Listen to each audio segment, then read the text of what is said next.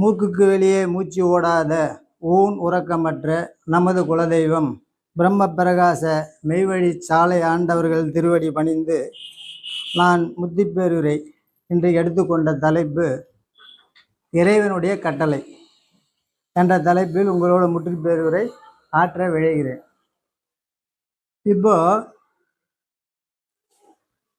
இந்த சர்வ உலகத்தையும் இறைவன் படைச்சு எல்லாமே இனாமா நமக்கு தந்தாங்க. ஆனால் சகலத்தையும் நாம் உண்டு இப்போ இவ்வளோ நேரம் அண்ணா பேசுனதெல்லாம் அதுதான்.